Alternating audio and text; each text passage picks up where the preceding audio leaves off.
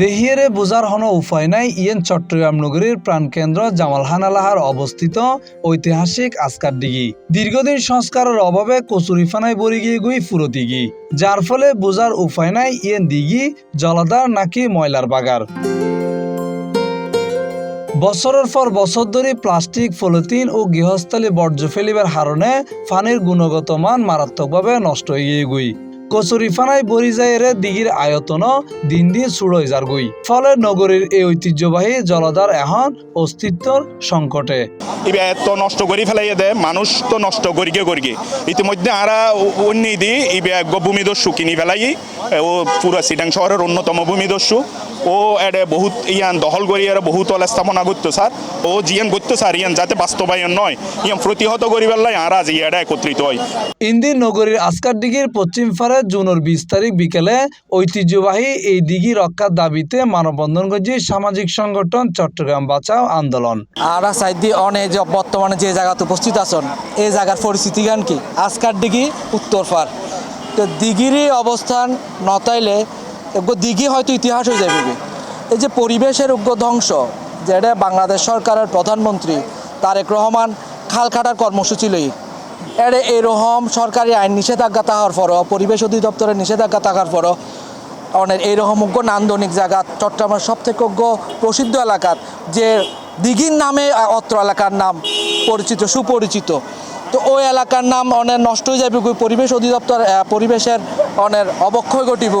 আর স্থানীয় বাসিন্দা হিসেবে আসলে এখানে কাম্য আর কামনা নগরী। মানববন্ধনত বক্তাকল হয়ে যথার্থ সংরক্ষণ ও সংস্কার নইলে নগরীর অন্যতম এই ঐতিহ্যবাহী জলাধার অদূর ভবিষ্যতে আজি যাইতে পারে। একই লগে অগ্নিকাণ্ডের সময় পানির গুরুত্বপূর্ণ উৎস হিসেবে আস্কার দিঘি গুরুত্বপূর্ণ ভূমিকা পালন করিতে পারে।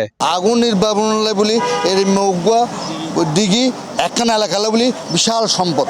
এই সম্পদ কিছু দিয়ে তুলনা করতে না। আর চাই এইভাবে হোক, এবার সংস্কার করি জনগণের হাজত লাগুক। বক্তাকল আরো হইয়ে চট্টগ্রামত জলাধার ব্যাকিন একের পর এক দখল ও দূষণের শিকারর। এই কারণে ঐতিহাসিক আস্কার দিঘি সংরক্ষণের দ্রুত কার্যকর পদক্ষেপ গ্রহণের দাবি জানাই তারা। আমি আজকের এই কর্মসূচির সাথে সংহতি প্রকাশ করছি। আজকের দিঘিটা হলো ঐতিহ্যবাহী একটা দিঘি, এত গুরুত্বপূর্ণ এটা ভাষা প্রকাশ করা যাবে না। কারণ আমি ছোটবেলা থেকে দেখেছি এখানে আমরা এক সময় ছোটবেলায় গোসল করতাম। এই পুকুরের পানি দিয়ে খাওয়ার পানি পর্যন্ত চলতো, যখন এত ওয়াসার ছিল না। তো এই পুকুরটাকে এই আজকের দিঘিটাকে সেভ করা, বাঁচানোর আমাদের খুবই দায়িত্ব, সামাজিক দায়িত্ব। প্রায় 350 বছর পুরনো এই দিঘি মুঘল আমলে নবাব আসকার খানের উদ্যোগে খনন করা হইল। একসময় সৈন্যকলের পানির চাহিদা পূরণের পাশাপাশি নগরীর অন্যতম গুরুত্বপূর্ণ জলাধার হিসেবে ব্যবহৃত হইত এই ঐতিহ্যবাহী দিঘি। যারা ছোটবেলায় আউটডোর স্টেডিয়ামত খেলা খেলি এরে, সদর ক্লাবর মাঠত খেলা খেলি এরে, ডিসিলত খেলি এরে, আর মাগরিবের অর্থাৎ বাড়ির যাবার আগত দিয়ে এটা গোসল করতে যাইতাম। ইয়ান এক সময় খুব পরিষ্কার পরিচ্ছন্ন আছিল। তো আরা বেগুন খেলাধুলা শেষ করি এরে ইয়ানত গোসল করি, তারপর আরা বাসাত যাইতাম ফুটে সুটে পরিষ্কার করি এরে। কিন্তু এখন অনেক এটা চাইলেও আমি দেখতাম ডাকত দেখিলে এটা নাকছি ভিতরে ফুরিব। ইবার দখলে দূষণে এভাবে বিপর্যস্ত হয়ে দেয়।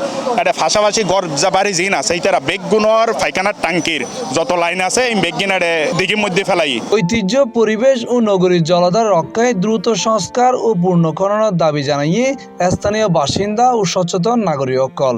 অন্যথায় কচুরিপানায় ও বর্জ্যের স্তূপে আজি যাইতে পারে শত বছরের ঐতিহ্য বহনকারী আস্কার দিঘি। Mohammad Nizamuddin Tipu, C+ TV, Chittagong.